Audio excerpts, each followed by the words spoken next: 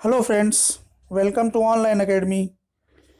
आज हम लोग देखने जा रहे हैं यूपीएससी और यूपीपीसीएस के मुख्य परीक्षा के पेपर 2 को।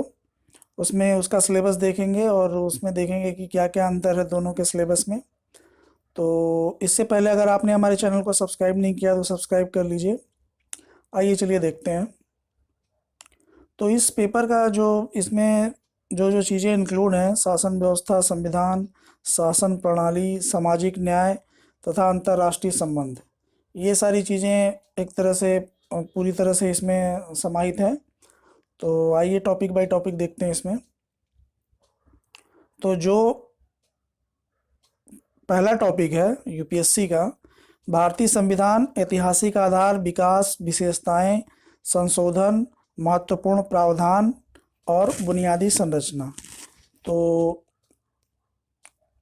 ये सारी चीज़ें इसमें इंक्लूड हैं। और इधर यूपी पीसीएस में क्या है: ऐतिहासिक आधार, भारतीय संविधान, ऐतिहासिक आधार, विकास, विशेषताएं, संशोधन, महत्वपूर्ण प्रावधान, आधारभूत संरचना, संविधान के आधारभूत प्रावधानों के विकास में उच्चतम न्यायालय की भूमिका। लगभग लगभग दोनों का सिलेबस सेम है।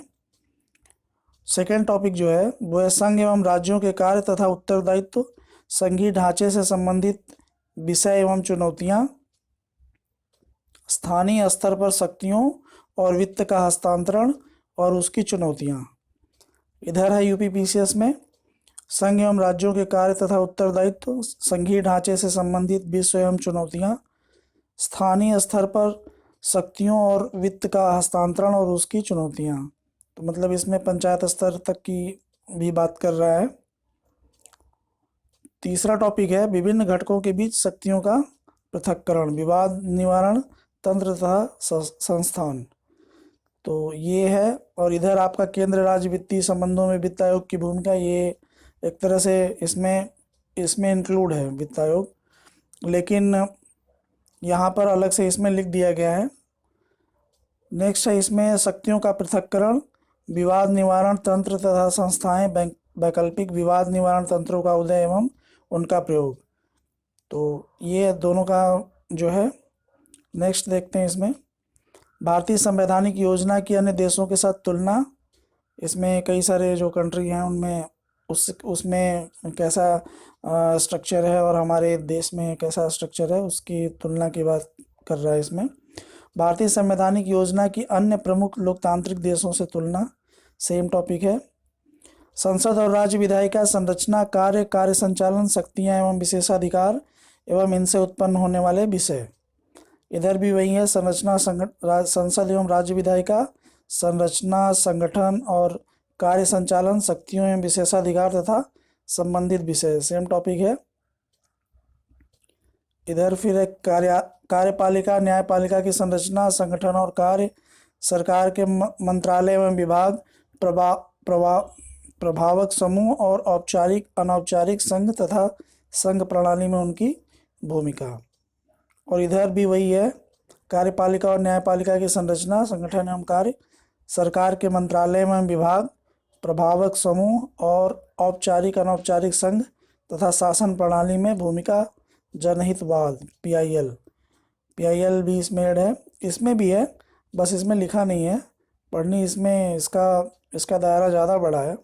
इसमें बस केवल अच्छा है कि लिख करके और क्लियर कर रहा है। नेक्स्ट देखते हैं। नेक्स्ट है जन प्रतिनिधित्व अधिनियम की मुख्य विशेषताएं, दोनों में सेम है। आठवां है विभिन्न संवैधानिक पदों पर नियुक्ति और विभिन्न संवैधानिक निकायों की शक्तियां, कार्य और उत्तरदायित्व। इधर भी यही है, विभिन्न संवैधानिक पदों पर नियुक्ति, शक्तियों तथा कार्य तथा उनके उत्तरदायित्व। इधर है सांविधिक विनियामक और विभिन्न अर्ध न्यायिक निकाय। और इधर है सांविधिक विनियामक और विभिन्न अर्ध न्यायिक निकाय, नीति आयोग समेत उनकी विशेषताएं एवं कार्यभाग। ये थोड़ा अलग इसमें लिखा हुआ है, इधर भी पढ़ना ही है वो भी। सरकारी नीतियों और विभिन्न क्षेत्रों में विकास के लिए हस्तक्षेप, उनके अभिकल्पन तथा कार्यान्वयन के कारण उत्पन्न विषय।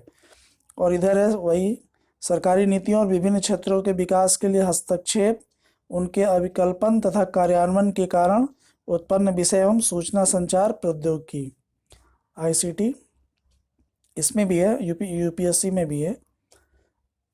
नेक्स्ट देखते हैं, विकास प्रक्रिया तथा विकास उद्योग गैर सरकारी संगठनों, स्वयं सहायता समूहों, विभिन्न समूहों और संघों, दानकर्ताओं, लोकोपकारी संस्थाओं, संस्थागत एवं अन्य पक्षों की भूमिका। और इधर भी यही है, विकास प्रक्रियाएं गैर सरकारी संगठन, भूमिका स्वयं सहायता समूह एसएचजी, विभिन्न समूह एवं संघ, अभिदाता सहायतार्थ संस्थाएं, संस्थागत एवं अन्य अंशधारक। ये है, इसमें सेम टॉपिक है लगभग। केंद्र एवं राज्यों द्वारा जनसंख्या के अति संवेदनशील वर्गों के लिए कल्याणकारी योजनाएं और इन योजनाओं का कार्य निष्पादन, इन अति संवेदनशील वर्गों की रक्षा एवं बेहतरी के लिए गठित तंत्र, विधि, संस्थान एवं निकाय। 12वां टॉपिक है और इसमें यही 13वें टॉपिक में है, केंद्र एवं राज्यों द्वारा जनसंख्या के अति संवेदनशील वर्गों के लिए कल्याणकारी योजनाएं और इन योजनाओं का कार्य निष्पादन, इन अति संवेदनशील वर्गों की रक्षा एवं बेहतरी के लिए गठित तंत्र, विधि, संस्थान एवं निकाय। तो सेम है, दोनों का टॉपिक सेम दिख रहा है इसमें। देखिए, इसमें थोड़ा सा लिख करके यूपी पीसीएस में टॉपिक को लिख करके क्लियर कर रहा है और ये चीज़ें इसमें भी इंक्लूड है। पढ़ना लगभग सब सेम है, जहाँ अलग होगा वहाँ मैं बताऊंगा अभी। स्वास्थ्य, शिक्षा, मानव संसाधनों से संबंधित सामाजिक क्षेत्र सेवाओं के विकास प्रबंधन से संबंधित विषय, सेम इधर भी है, स्वास्थ्य, शिक्षा, मानव संसाधन से संबंधित सामाजिक क्षेत्र सेवाओं के विकास एवं प्रबंधन से संबंधित विषय। इधर है गरीबी एवं भूख से संबंधित विषय और इधर भी यही है, विषय एवं राजनैतिक व्यवस्था के लिए इनका निहितार्थ। ये चीज़ इसमें अलग से दिख रहा है। शासन व्यवस्था, पारदर्शिता, जवाबदेही के महत्वपूर्ण पक्ष, ई गवर्नेंस, अनुप्रयोग, मॉडल, सफलताएं, सीमाएं और संभावनाएं, नागरिक चार्टर, पारदर्शिता एवं जवाबदेही और संस्थागत तथा अन्य उपाय। इसमें भी वही है, शासन व्यवस्था, पारदर्शिता और जवाबदेही के महत्वपूर्ण पक्ष, ई गवर्नेंस, अनुप्रयोग, मॉडल, सफलताएं, सीमाएं और संभावनाएं, नागरिक चार्टर, पारदर्शिता एवं जवाबदेही और संस्थागत व अन्य उपाय। सेम है। लोकतंत्र में सिविल सेवाओं की भूमिका, लोकतंत्र में उभरती हुई प्रवृत्तियों के संदर्भ में सिविल सेवाओं की भूमिका, इसमें थोड़ा सा ज़्यादा क्लियर कर दिया है और करंट से रिलेटेड। और इसमें भी अभी जो वर्तमान में जो चल रहे हैं ट्रेंड, उनको लेकर के इसमें लिख दिया है। हालांकि क्वेश्चन इसमें भी वही आते हैं। नेक्स्ट देखते हैं। नेक्स्ट है आईआर का पार्ट है ये, भारत एवं इसके पड़ोसी संबंध, पड़ोसी देशों से संबंध होना चाहिए, जैसे इसमें लिखा है भारत एवं अपने पड़ोसी देशों से उसके संबंध, द्विपक्षीय, क्षेत्रीय, वैश्विक समूह और भारत से संबंधित अथवा भारत के हितों को प्रभावित करने वाले करार, तो जो भी पैक्ट और समझौते हुए हैं, द्विपक्षीय, क्षेत्रीय और वैश्विक समूह और भारत से संबंधित और भारत के हितों को प्रभावित करने वाले करार, सेम टॉपिक है।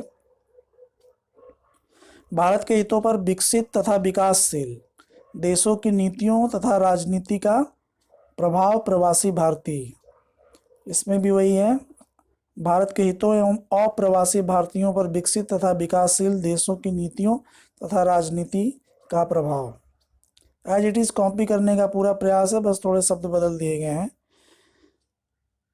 महत्वपूर्ण अंतर्राष्ट्रीय संस्थान, संस्थाएं, मंच और उनकी संरचना, अधिदेश, और इधर भी है महत्वपूर्ण अंतर्राष्ट्रीय संस्थान, संस्थाएं और मंच, उनकी संरचना, अधिदेश तथा उनका कार्यभाग, सेम है। नेक्स्ट है जो कि यूपीएससी में बस उतना ही था और इसमें यूपी के पार्ट को जोड़ दिया गया है। उत्तर प्रदेश के राजनैतिक, प्रशासनिक, राजस्व एवं न्यायिक व्यवस्थाओं की विशिष्ट जानकारी, क्षेत्रीय, प्रांतीय, राष्ट्रीय एवं अंतर्राष्ट्रीय महत्व के समसामयिक घटनाक्रम, तो ये करंट से रिलेट कर दिया है और यूपी स्पेसिफिक होगा ये, जो कि यूपीएससी में नहीं है।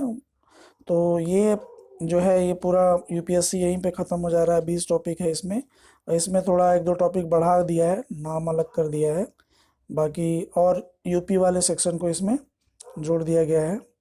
तो ये था आपका दोनों का सेकंड पेपर, यूपीएससी और यूपीपीसीएस दोनों का आपने देख लिया। तो नेक्स्ट टॉपिक में हम लोग नेक्स्ट वीडियो में देखेंगे तीसरा पेपर भी, ठीक है। तो फिर मिलते हैं आपसे हम नेक्स्ट वीडियो में। थैंक्स। और अगर आप अभी तक आपने हमारे चैनल को सब्सक्राइब नहीं किया है तो प्लीज़ सब्सक्राइब कर लीजिए।